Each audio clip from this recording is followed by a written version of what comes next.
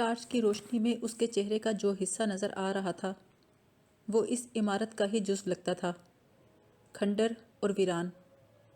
میں نے ٹارچ اس کے چہرے سے ہٹا کر خود پر روشنی ڈالی، کراہتی ہوئی آواز میں کہا، رابو، اور زخموں سے چور شخص کی مانند اس کے سامنے ڈھیر ہو گیا۔ اس کا زرد اترا ہوا چہرہ میرے سامنے تھا، جس پر 2 مرجھائے ہوئے ہونٹ تھے۔ میں نے اس کی جانب ہاتھ بڑھایا تو وہ سمٹ گئی۔ پہلی بار ایسا ہوا کہ میں نے اسے چھونا چاہا اور اس نے اپنے آپ کو سمیٹ لیا۔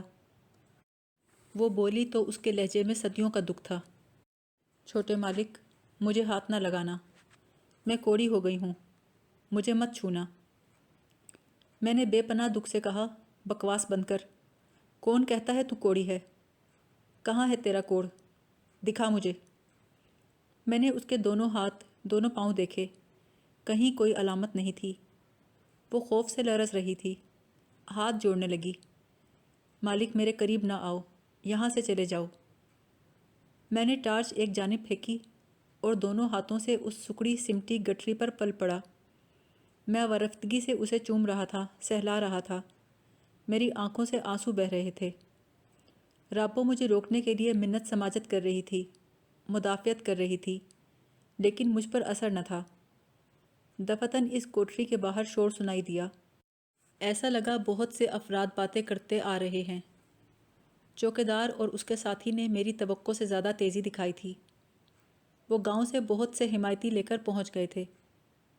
میں نے رابو کو چھوڑا اور ریوالور نکال کر باہر آیا۔ سامنے کافی لوگ موجود تھے، کچھ کے ہاتھوں میں لالٹینیں اور کچھ کے ہاتھوں میں لاٹھیاں تھیں۔ 2-3 ٹارچوں کی روشنیاں میرے چہرے پر پڑیں۔ اس کے بعد ایک دراز قد شخص ہجوم سے نکل کر سامنے آیا۔ اوہ، یہ آپ ہیں چودھری صاحب؟ 2-3 دوسرے لوگ بھی آگے بڑھے، ان میں سے کئی نے مجھے پہچان لیا۔ اس کے ساتھ ہی ان کی لاٹھیاں جھک گئیں۔ مجھے سب سے پہلے شناخت کرنے والا یہاں کے اسکول کا ہیڈ ماسٹر فیض محمد تھا۔ اس نے لوگوں سے مخاطب ہو کر کہا، یہ چودھری جہاں داد ہیں، مراد پور کے زمیندار، آپ لوگ پیچھے ہٹ جائیں۔ مجمع میں سرگوشیاں ابھریں اور وہ کائی کی طرح چھٹنے لگا۔ ہیڈ ماسٹر مجھ سے بولا، چودھری صاحب، آپ نے ہمیں عزت بخشنا تھی تو پہلے بتا دیا ہوتا۔ دوسرے افراد بھی معذرت کرنے لگے، ان میں سے کچھ چوکیدار کو برا بھلا کہہ رہے تھے۔ میں صورتحال کی وضاحت کرنا چاہتا تھا کہ میرا دھیان رابو کی طرف گیا۔ میں نے ریوالور جیب میں رکھا اور واپس کوٹری کی طرف پلٹا۔ وہاں آتے ہی میرا کلیجہ دھک سے رہ گیا۔ رابو اب وہاں نہیں تھی۔ میں یہاں سے نکلا تو دروازہ کھلا تھا۔ وہ تاریکی کا فائدہ اٹھا کر نکل گئی تھی۔ میں تیزی سے باہر آیا اور رابو کہہ کر پکارا۔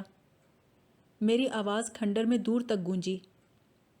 میرے انداز نے لوگوں کو چونکا دیا۔ میں نے ماسٹر فیض محمد سے کہا، لڑکی کوٹری میں نہیں ہے، اسے ڈھونڈو۔ لوگ لالٹینیں اور ٹارچیں لے کر چاروں طرف لپکے۔ میں بے دم سا ہو کر ایک پتھر پر بیٹھ گیا۔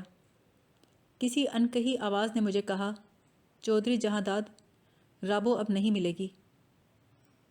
اس طوفانی رات اور اس کے بعد ان گنت شب و روز تک مسلسل رابو کو ڈھونڈا، لیکن اسے نہ ملنا تھا نہ ملی۔ اس کی گمشدگی کا صدمہ بہت جان لیوا تھا۔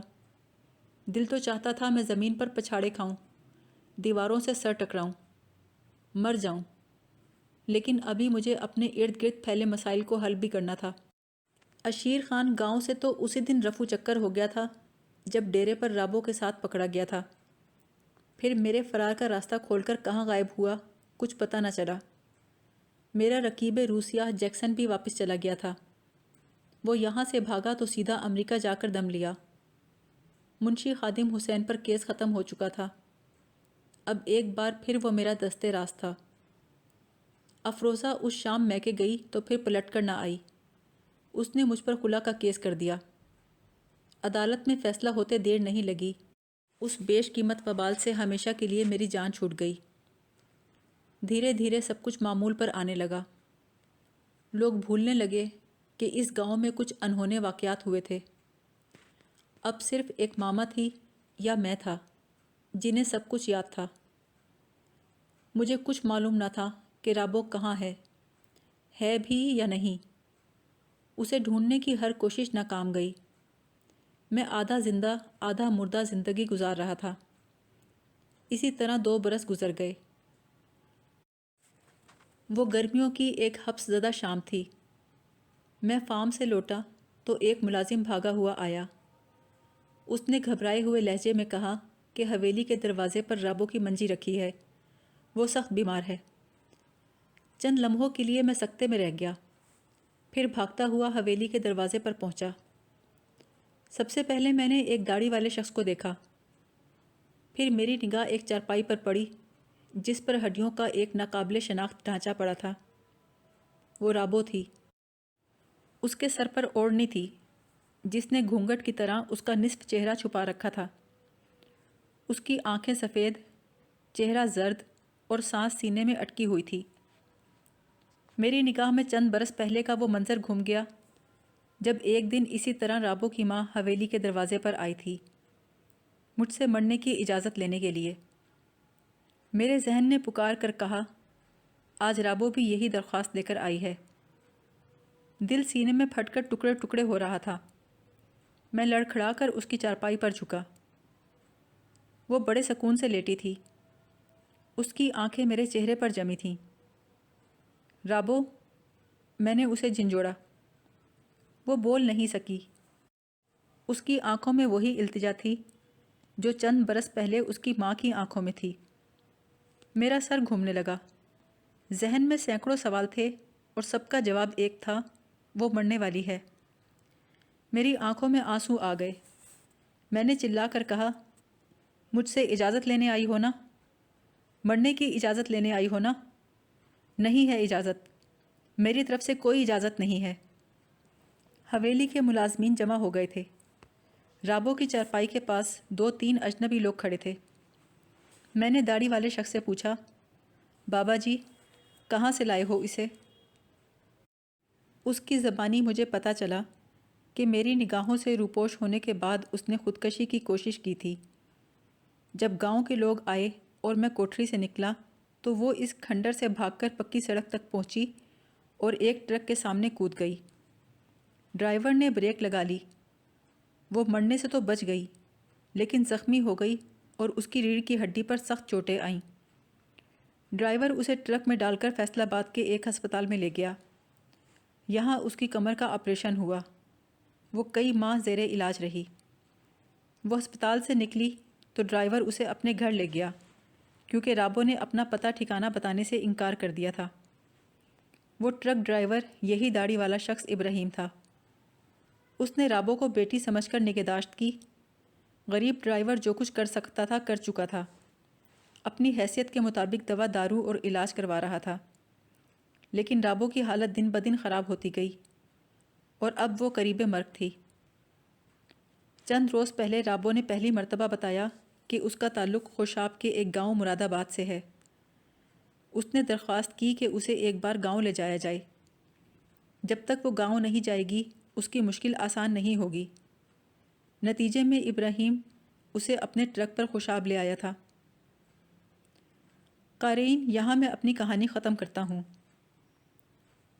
رابو زندہ ہے اور تیزی سے صحت یاب ہو رہی ہے۔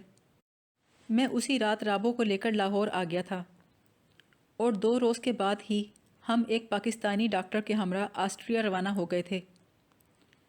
ویانا ڈاکٹروں کی ایک مہنگی مارکیٹ ہے۔ دنیائے طب کے قابل ترین افراد ہاتھوں میں ترازو لیے کھڑے ہیں۔ آپ ایک پلڑے میں دولت رکھتے جائیں، وہ دوسرے پلڑے میں اپنا ہنر رکھتے جائیں گے۔ میں نے اس مارکیٹ میں پیسے کے زور پر ایک بے حد مہنگے آرتھوپیڈک سرجن سے رابطہ قائم کیا۔ روتے ہوئے اس سے کہا، اے مسیحا صفت انسان، یہ ڈھانچہ جو تیرے سامنے پڑا ہے اس میں ایک نہیں 2 انسانوں کی جان ہے۔ مجھے آسمان پر خدا کا اور زمین پر تیرا آسرا ہے۔ یہ سادہ چیک رکھ لیں، جو چاہے اس میں بھر لینا۔ اس کے بعد میں مصلی بچھا کر سجدے میں گر گیا۔ مجھے ویانا میں رہتے اب 4 ماہ ہو چکے ہیں۔ اس دوران مراد آباد میں میری 20 مربع زمین فروخت ہو گئی ہے۔ جو باقی رہ گئی ہے وہ بھی میں رابو کی ایک مسکراہٹ پر قربان کر دوں گا۔ مجھے یقین ہے یہ مسکراہٹ میرے نصیب میں ضرور ہوگی۔ اس لیے کہ میں نے سچے دل سے اس کی تمنا کی ہے۔ وہ کوڑ جس نے میری جمالیاتی حس کو مردہ کر دیا تھا خود ہی دور ہو گیا ہے۔ 2+2=4 کے چکر میں رہنے والا شخص اب پھولوں سے پیار کرتا ہے۔ اسے نیلے آسمان پر تیرتی بدلیاں اچھی لگتی ہیں۔ رابو کا علاج بہت دقت طلب تھا، لیکن بہتری کے آثار مسلسل نمودار ہو رہے ہیں۔ اب تو وہ خود تکیے سے ٹیک لگا کر بیٹھ جاتی ہے۔ کل میں نے اس کے کان میں سرگوشی کی، رابعہ، مجھے چھوٹے مالک مت کہا کرو، جہاں داد کہا کرو۔ وہ لرز کے بولی، نہیں، مجھ سے ایسا نہیں ہو سکتا۔ میں بے ساختہ مسکرا دیا۔ اس کا ہاتھ تھام کر کہا، میں تم سے یہ لفظ چھین لوں گا، چاہے مجھے تم سے ہسپتال میں ہی شادی کیوں نہ کرنی پڑے۔ یہ سن کر وہ شرما گئی۔ میں نے کہیں پڑھا تھا، جو عورت بستر علالت پر شرما جائے وہ بہت جلد اچھی ہو جاتی ہے۔